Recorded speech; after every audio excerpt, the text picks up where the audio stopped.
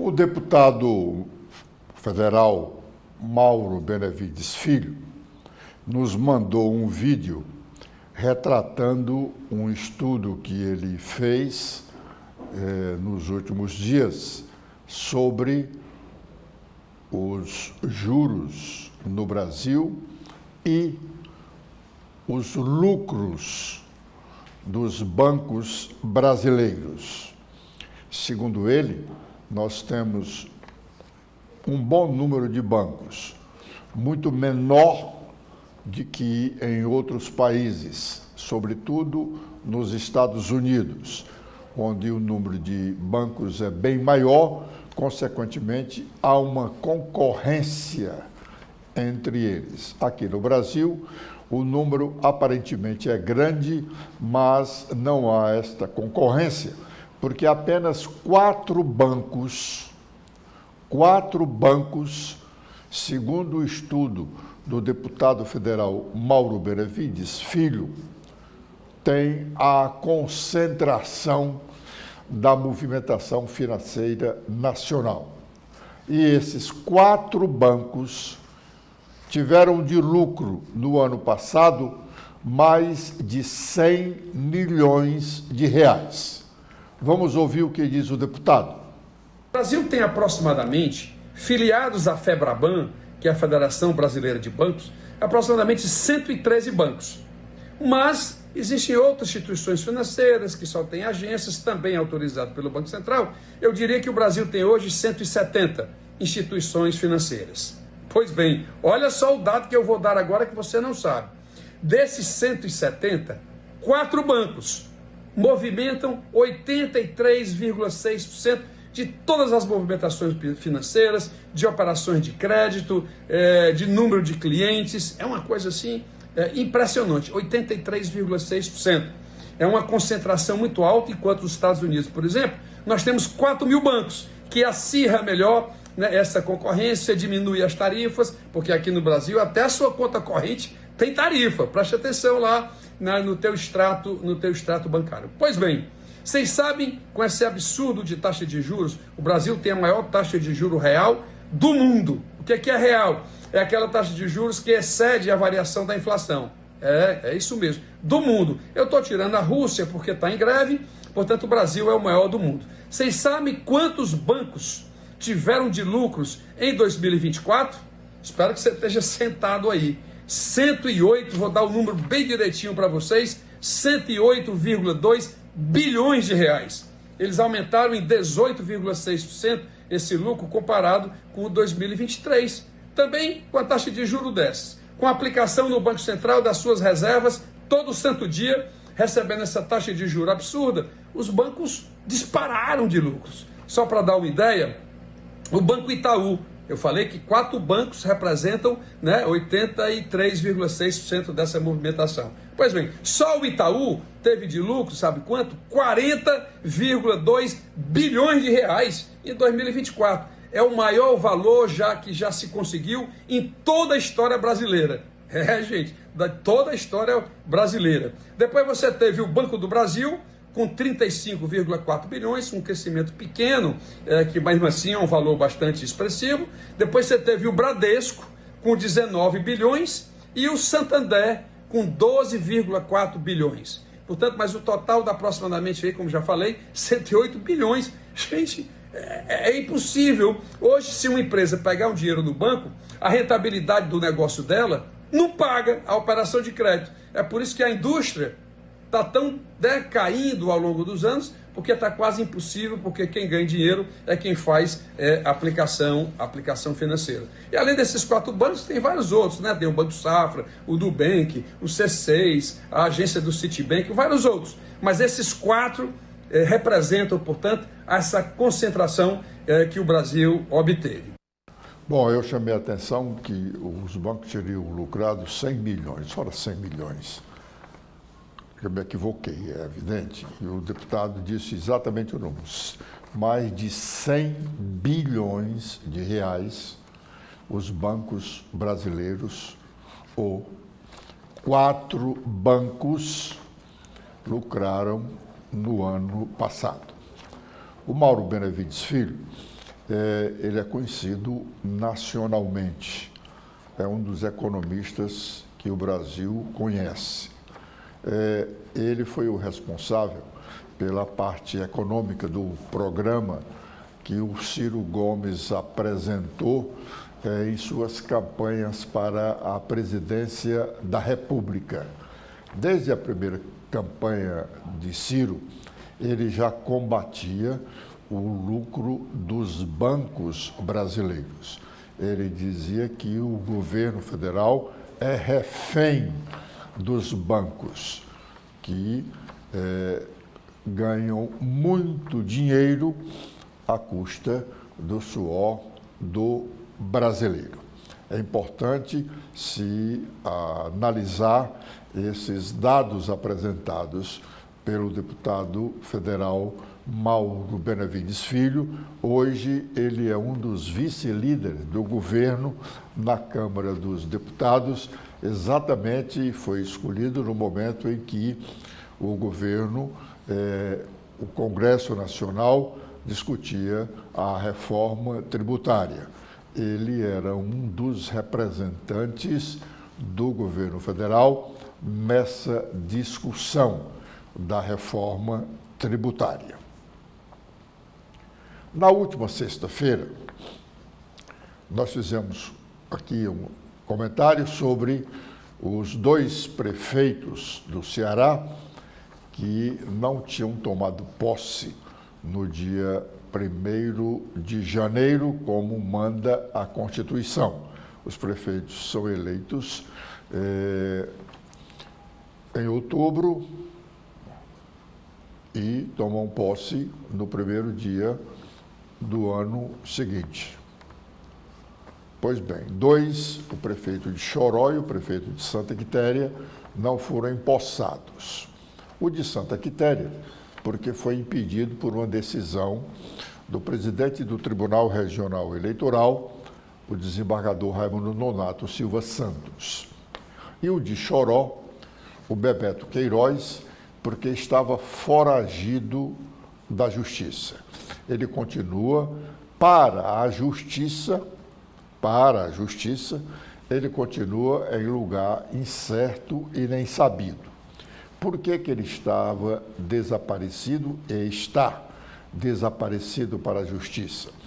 Porque a justiça havia decretado a sua prisão preventiva depois de constatar que ele era uma pessoa do deputado federal Júnior Mano, que, utilizando recursos de emendas parlamentares, estava comprando votos nas eleições municipais de aproximadamente 50 municípios no estado. Ele está foragido e o inquérito da Polícia Federal, agora sob o comando do Supremo Tribunal Federal, continua fazendo as investigações sobre os desvios de recursos de emendas parlamentares do deputado federal Júnior Mano, agora no PSB, levado pelo senador Cid Gomes. Também falamos que a saída do deputado Júnior Mano para o PSB causou constrangimento na bancada do partido, porque no partido eles não querem ter pessoas do quilate do deputado federal Júnior Mano. Pois bem, nessa mesma sexta-feira, nós comentamos isso aqui neste horário, e ao meio-dia nós fizemos uma entrevista com o capitão Wagner. A entrevista com o capitão Wagner foi entrevista do ponto jornalístico muito boa, porque ele atacou alguns pontos com argumentos. Graças a Deus eu tenho condições de fazer algumas perguntas que os entrevistados não tergiversam, né? Dizem realmente a verdade, porque eles sabem que a gente tem algumas outras informações e poderá contraditar uma informação que o entrevistado dê naquele momento. Mas o capitão Wagner tem informações e ele falou muito sobre segurança pública. Eu até questionei, porque ele começou a vida pública dele só falando em segurança. Depois sentiu que estava cansando o discurso único de segurança. E aí ele enveredou nos outros setores para comentar sobre os outros setores da sociedade. Nessa entrevista, é evidente que o forte foi segurança pública, mas ele também falou sobre outros assuntos, inclusive o que está acompanhando de perto a administração municipal de Fortaleza, porque quer fazer uma análise percussiente dos 100 primeiros dias da administração de Evandro Leitão. E já se comprometeu no ar, na mesma entrevista, de que estaria aqui em abril, quando completar os 100 dias da administração Evandro Leitão, para ele fazer uma avaliação. Ele que foi um dos candidatos a prefeito em 2024 e ficou fora da disputa do segundo turno. A disputa do segundo turno em Fortaleza foi entre Evandro Leitão e o deputado federal do PL, tá? O deputado o deputado federal André Fernandes foi quem disputou com Evandro Leitão o segundo turno. Pois bem, o capitão está fazendo essa avaliação. Mas na entrevista, ele falou sobre o acordo.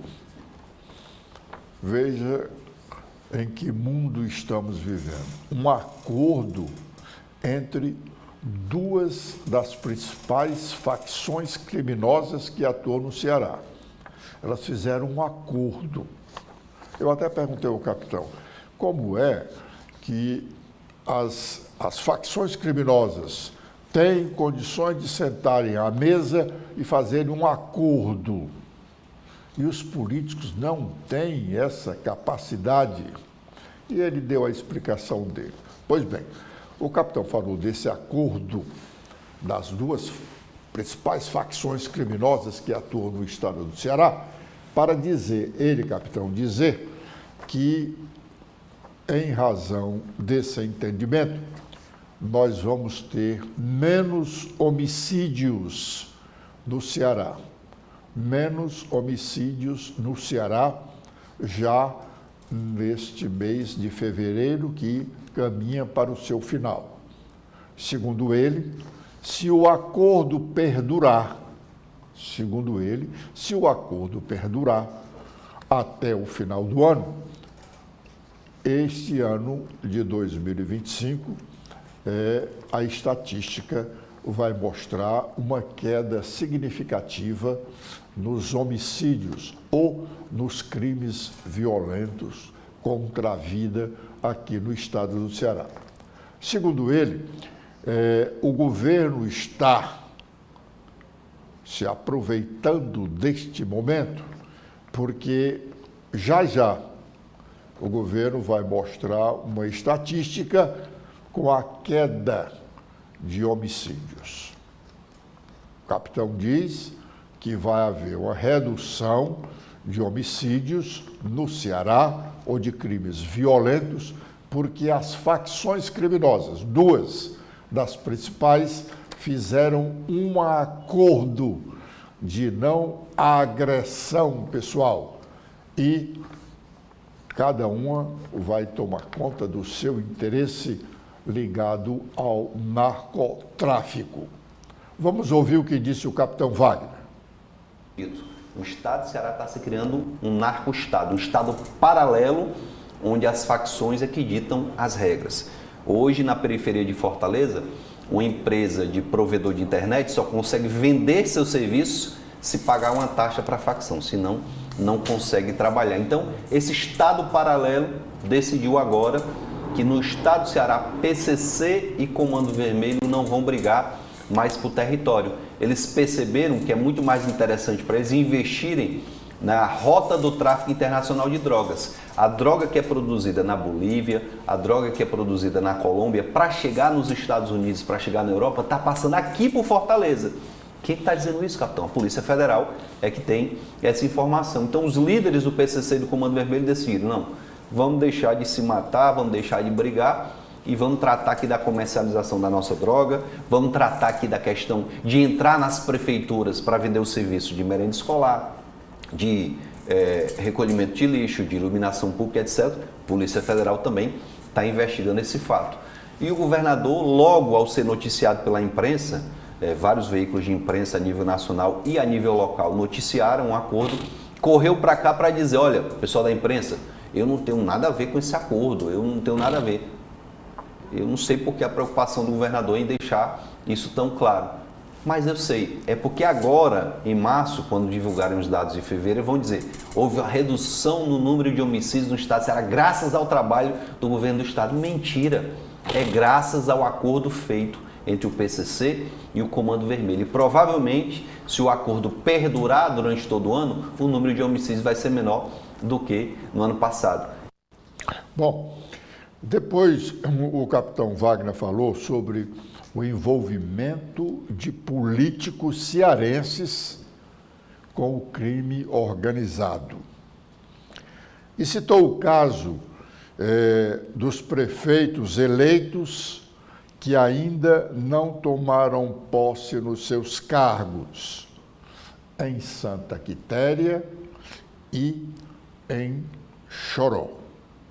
Em Santa Quitéria, como já dissemos, o prefeito não tomou posse por uma decisão do presidente do Tribunal Regional Eleitoral em razão de uma investigação que havia comprovado que o prefeito tinha uma boa relação com a facção criminosa e, inclusive, dava apoio financeiro a essa facção, que tem uma sede na Rocinha, lá no Rio de Janeiro.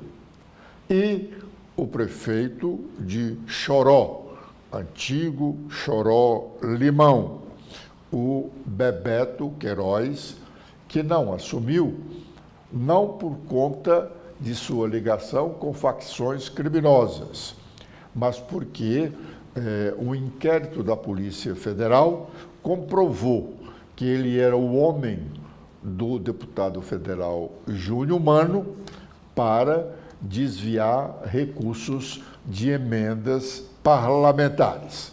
O Bebeto Queiroz, que está para a justiça em lugar incerto e não sabido, está comandando a prefeitura virtualmente, segundo o capitão Wagner, de uma mansão dele em uma das favelas do Rio de Janeiro. Vamos ouvi-lo. Muitos desses políticos, Edson, estão preocupados só com seu interesse pessoal. E eu gosto muito de ser mais enfático e dar nome aos bois. A Polícia Federal está investigando um prefeito eleito de Choró, chamado Bebeto. A ligação desse rapaz com facção criminosa e antiga. Eu me lembro que eu subi na tribuna da Assembleia, deputado estadual, há 8 anos atrás, para dizer, Bebeto é um cara que atua nas prefeituras e que tem ligação com facção. E tá aí, o cara foi eleito prefeito, com apoio de facção, com dinheiro do crime organizado e, segundo a investigação, com dinheiro de emendas parlamentares também. Quantas vezes eu denunciei isso? E não me levaram a sério, a ponto do indivíduo chegar a vencer a eleição e, segundo informações, isso aqui é uma informação que a gente tem da própria polícia, está lá numa favela do Rio de Janeiro, numa mansão, enquanto tem um mandado de prisão em aberto para ele até hoje. E está mandando na prefeitura de Choró, porque é a família dele que está comandando a Câmara Municipal e está comandando a prefeitura. E ai de quem agir contra a vontade e o interesse desse indivíduo que foi eleito prefeito lá em Choró. Então, esse é só um caso mais evidente, fora outros municípios onde o grupo dele atuou para ganhar as eleições. Então, isso aqui eu falo sem pedir reserva, isso aqui é um fato público, está lá no inquérito, é só olhar e você vai ver claramente quem é que está envolvido com o crime. Políticos, facção e o crime unidos para tomar de conta do Estado de Ceará. Bom, eu enfatizei que o Bebeto está em local incerto e não sabido para a justiça. Agora, eu não vou poder mais dizer isso porque o capitão está dizendo que ele está numa mansão, comandando virtualmente a prefeitura. Mais adiante da entrevista, o capitão disse que ele faz reuniões com o secretário municipal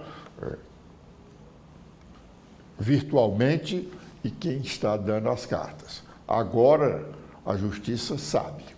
Mais detalhes, é só convocar o capitão Wagner a dar mais detalhes. Mas o capitão já disse que a polícia sabe.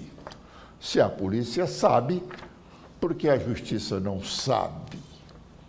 O certo é que a população de Choró e a população de Santa Quitéria precisam ter um prefeito.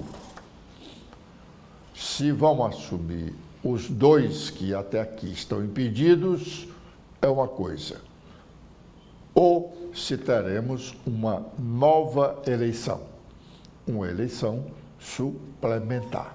Para isso, é preciso que o Tribunal Regional Eleitoral tome uma decisão.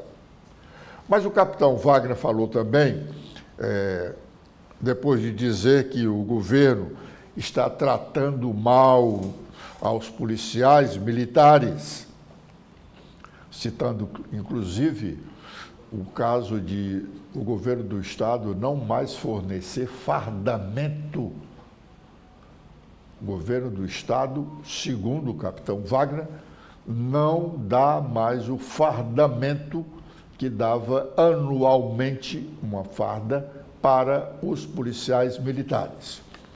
Isso teria sido trocado, o governo teria optado por não dar a farda, mas dar o dinheiro para o policial comprar a farda. Diz o capitão Wagner que nenhum policial até agora recebeu nenhum centavo para comprar fardamento. No curso da entrevista, ele disse que tem policiais que estão trabalhando com as fardas remendadas. A afirmação dele. E fácil de se constatar, e em não sendo verdade, desmenti-lo. Mas o fato é que ele fez essa afirmação que eu reputo grave. E mais grave ainda, segundo ele, policiais, eu não estou dizendo, ele não disse todos os policiais, ele disse policiais, alguns, evidente, estão sendo obrigados a dar, patetem bem, alguns policiais estão sendo obrigados a dar segurança a integrantes de facções criminosas, ou de facção, de uma facção criminosa. Ele relatou na entrevista que um dos integrantes dessa facção foi assassinado no Rio de Janeiro e o corpo veio para ser velado aqui em Fortaleza. E a polícia militar foi quem garantiu o velório. Tenho a impressão que isso é uma afirmação muito séria. Vamos ouvir o que ele disse. Aqui a polícia é tratada pelo Elmano como inimiga do governo. E por conta disso, logicamente, as facções têm avançado. Eu vou lhe dar um dado, uma informação que eu escutei lá no Pirambu dos policiais. Olha só o que os policiais me falaram. Nas regiões que são dominadas pelo Comando Vermelho, o Estado determina que os policiais façam o cerco para evitar que outra facção entre ali para ter o conflito. Se o território é dominado por outra facção, o Estado não faz a mesma proteção. Espera aí, por que será que quando o Comando Vermelho domina uma área, vai lá o Estado e protege toda a área para evitar que outra facção invada, e quando é outra facção não tem a mesma proteção? Essa pergunta tem que ser feita ao Ministério Público e ao governo do Estado do Ceará. O senhor está insinuando que o Não, governo... eu estou afirmando, eu não estou insinuando, eu estou afirmando que eu escutei dos policiais do Pirambu, lá no Morro do O Santiago. senhor está afirmando que o governo protege o Comando Vermelho. Edson, lá no Morro do Santiago tinha outra facção que dominava o Morro do Santiago. Não existia qualquer trabalho de proteção do território para evitar a invasão. O Comando Vermelho foi e invadiu o Morro do Santiago. Hoje, se você for lá, tem todo um aparato para evitar. Quem está me falando isso são os próprios policiais que estão incomodados em ter que fazer esse trabalho. Edson, um membro de uma facção carioca morreu e o corpo veio ser velado no Pirambu. Foi disponibilizado todo um aparato de segurança para o local do velório, para evitar que outra facção fosse lá fazer qualquer coisa. Mais claro do que isso, só se eu desenhar, meu amigo. Capitão Wagner, você está falando isso do estado do Ceará? Afirmando aqui no estado do Ceará, isso aconteceu, é público e notório. O corpo de um... O corpo de um membro de uma facção do Comando Vermelho. O cara foi morto lá no Rio de Janeiro e foi velado lá no Pirambu. Ao chegar... Com a segurança da Polícia Militar toda a estrutura de segurança concedida pelo governo do estado para proteger o local do velório. Quando o policial morre, você não tem isso. Mas quando o bandido vem, morto lá no Rio de Janeiro, todo o aparato é oferecido. Bom, o capitão Wagner já foi deputado estadual, deputado federal. E ele tinha a imunidade dos dois cargos, sobretudo a federal, que é bem mais ampla. Hoje ele não tem mais essa imunidade. Ele está fazendo uma afirmação muito séria. Não só séria, muito grave. O governo do Estado não pode vir a público só para dizer não é verdade o que ele está dizendo. O governo do Estado precisa provar que ele, Wagner, não está dizendo a verdade. E isso só um depoimento junto à justiça. Ou uma acareação. O governo do Estado tem o dever de dar satisfações à sociedade cearense. São gravíssimas essas acusações. Ele fez questão de dizer que estava afirmando, não estava insinuando que o governo dá apoio ao Comando Vermelho.